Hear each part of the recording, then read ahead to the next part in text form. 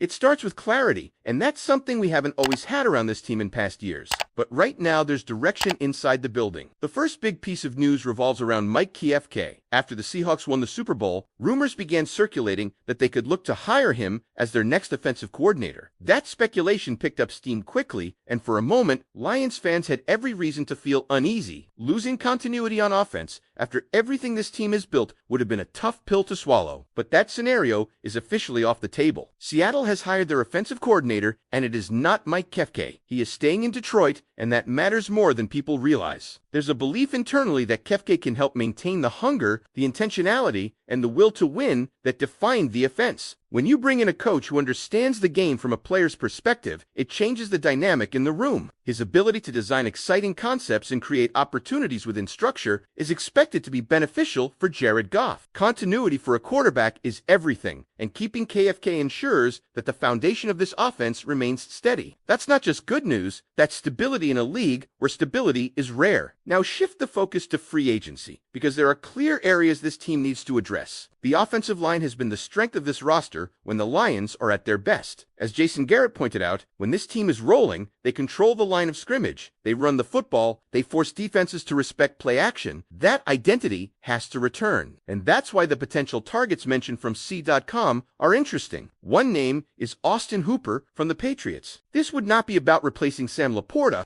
it would be about depth and flexibility. Pairing Hooper with Sam Laporta and Brock Wright would give the Lions a reliable second or third tight end without committing major money. It's a practical move, not a flashy one, but sometimes those are the signings that keep an offense balanced over a long season. Another name brought up is Yetur Gross-Matos from San Francisco, a young situational pass rusher who wouldn't break the bank. Adding rotational edge depth makes sense, especially if the Lions are looking to revamp that unit through both free agency and the draft. You don't always need the splash signing, sometimes you need cost-effective production in key moments. Then there's Jack Conklin from the Cleveland Browns. This one becomes relevant only if Taylor Decker retires. That situation feels 50-50ths. Decker battled through a shoulder injury last season, and injuries impacted his play. If he returns healthy, many would argue he's still the better option. But if he steps away, a veteran tackle like Conklin could bridge the gap while a younger player develops. There's also strong belief that Detroit could target a center in free agency and then draft a tackle, which might be the smartest long-term approach. Now we have to talk about the headline topic that keeps resurfacing, Max Crosby. The Lions defense finished 18th in total defense and 22nd in points allowed. That's not championship level. The Super Bowl window is still open, but this league moves fast, and opportunities don't last forever. Financially, people assume a move for Crosby is impossible, but when you examine potential restructures from Jared Goff and Amon-Ra St. Brown, possible cap savings, and future flexibility, it becomes clear that, technically, it can be done. That doesn't mean it will happen, but the door isn't locked. And adding a player of Crosby's caliber would immediately elevate the defense from average to dangerous. There's also discussion about a potential low-cost defensive back option if released. Someone versatile enough to play corner or safety. At 26 years old, with 233 career tackles, 26 pass breakups, 2 forced fumbles, and 2 interceptions, the profile fits what Detroit might look for if they're shopping in the bargain aisle due to 2 cap constraints. Finally, the offensive line future might hinge on Christian Mahogany and Miles Frazier. Frazier's pass protection numbers at LSU were impressive, allowing 13 pressures and 0 sacks on 554 pass blocking snaps in his final season. There's a legitimate battle brewing at guard, and there's even a scenario where Frazier could factor in at tackle. That internal competition could quietly solve bigger problems than any external signing. So when you step back and look at everything, KFKA staying, free agent targets, cap maneuvering possibilities, the Crosby conversation, and the development of young linemen, this offseason feels less chaotic and more calculated. The pieces are there. The question is about execution. If you're sitting where I'm sitting, looking at the cap realities and the roster construction, do you believe the Lions should aggressively pursue a major defensive upgrade like Max Crosby, or focus on reinforcing the offensive line and depth pieces instead? Because that decision right there defines what kind of offseason this is going to be. If you push the chips in for a player like Max Crosby, you're signaling that the window is not just open, it's now. You're saying this roster is close enough that one dominant edge presence can tilt the entire balance of the defense? And let's be honest, when you look at where this team finished defensively, 18th in total defense and 22nd in points allowed, that's not disastrous, but it's not intimidating either. It's not the kind of unit that offenses fear when they walk into the stadium. A player like Crosby changes that psychology immediately. Offensive coordinators have to game plan around him, protection schemes shift, quarterbacks speed up their clock. That ripple effect doesn't show up fully on stat sheets, but it shows up on Sundays. The real question isn't whether he would help. Of course he would. The real question is whether reallocating cap resources, restructuring contracts like Jared Goff and Amon-Ra St. Brown, and making hard future decisions is the direction Brad Holmes wants to take. And this is where it gets interesting, because the Lions are not a desperate team. They're a talented roster that simply underachieved relative to expectations. That's an important distinction. When you're desperate, you overpay. When you're strategic, you fill the right gaps without sacrificing long-term stability. That's why the offensive line conversation remains so critical. Jason Garrett's comments about controlling the line of scrimmage aren't just nostalgia. When Detroit has dominated games over the past few seasons, it started up front. The run game forces defenses to compress. Play action becomes lethal. Jared Goff thrives when the structure is clean and defined. If the line regains top-tier form, the entire offense elevates without needing a headline-grabbing acquisition. That's why targeting a center in free agency makes sense. It stabilizes communication, it reinforces the interior, and if Taylor Decker returns healthy, you suddenly have continuity at tackle while potentially drafting a developmental piece. But if Decker retires, then the Conklin discussion becomes real. A veteran stopgap paired with a drafted tackle could maintain stability while the next generation develops. Now zoom in on the internal competition between Christian Mahogany and Miles Frazier. This is the type of storyline that doesn't trend nationally, but matters deeply in the building. Frazier, allowing 0 sacks on 554 pass blocking snaps at LSU, speaks to discipline and technique. Mahogany brings physical upside and toughness. If one of them clearly wins that job, and the other proves capable as depth or even swing tackle insurance, the Lions solve a major problem without spending premium dollars. That's how sustainable contenders operate. And then there's the secondary. Injuries to Brian Branch and Kirby Joseph expose depth concerns. If a cost-effective defensive back becomes available, someone versatile enough to rotate between corner and safety that could quietly patch a vulnerability, not flashy, but functional. Not expensive, but necessary. So what kind of offseason do you want this to be? The bold swing that electrifies the fan base and grabs headlines, or the calculated reinforcement of trenches and depth that restores the identity that made this team dangerous in the first place? Because here's the reality. Championships are rarely won in March headlines. They're built through balance, health, and execution in January. If the Lions believe their core is strong enough, the smarter play might be fortifying the offensive line, adding rotational pass rush help like Yetur Gross-Matos, and preserving cap flexibility for future extensions. But if they believe they are one elite defender away from transforming the entire unit, then a move for Max Crosby becomes more than rumor. It becomes philosophy. This front office has shown patience before. They've also shown willingness to be aggressive when the timing aligns. We're about to find out which side of that identity shows up this offseason. Drop your thoughts below. Are you pushing for the big defensive splash, or are you backing a trench-first approach to restore dominance up front? And if you had to choose only one path, which direction gives this team the best chance to return to true contender status?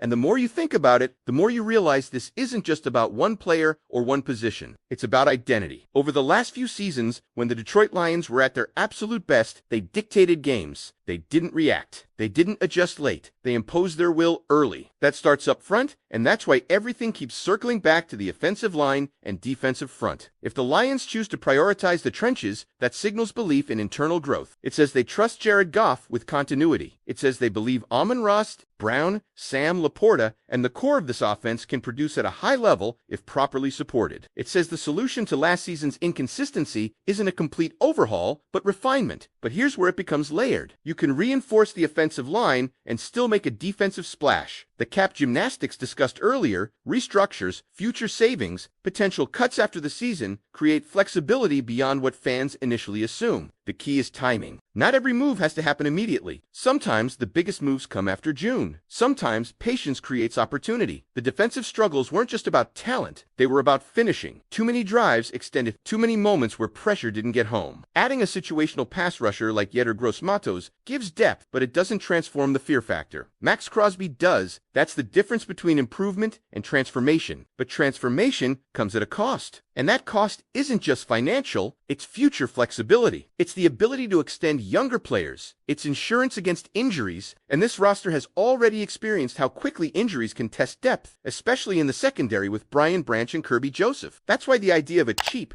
versatile defensive back has real appeal. It's not glamorous, but it's protective. Let's not overlook the development factor either. If Miles Frazier proves he can handle right tackle responsibilities in certain packages, or at least serve as a swing option that changes draft strategy, if Christian Mahogany takes a leap and locks down a guard spot that solidifies the interior, those are dominoes that affect everything else. Because every dollar you don't spend replacing a weakness internally is a dollar you can allocate elsewhere. And that's what makes this offseason fascinating. There isn't one glaring hole screaming for a desperate fix. There are calculated upgrades available, strategic improvements. It's about choosing between incremental gains across multiple spots or a concentrated upgrade that alters the defensive ceiling. The Lions' Super Bowl window is still open. That's not speculation, that's roster reality. But the margin for error in the NFL is thin. Missing the playoffs in 2025 was proof that talent alone doesn't guarantee anything. Execution, health, and timely adjustments matter just as much. So now it becomes about conviction. Does Brad Holmes double down on foundational strength, or does he swing for a player who instantly elevates expectations? There isn't a wrong answer, only a direction that defines the next 2 to 3 seasons. Because if this team returns to dominating the line of scrimmage, if the run game regains control, if the play action becomes lethal again, the offense will look familiar and dangerous. And if the defense adds just enough pressure to flip close games, that might be all it takes. But if you add an elite edge presence on top of that, now you're talking about something that forces the entire league to recalibrate how they view Detroit. That's the crossroads we're at. Strategic reinforcement or aggressive escalation. Stability or statement. I want to hear from you. If you're in the front office chair for one day,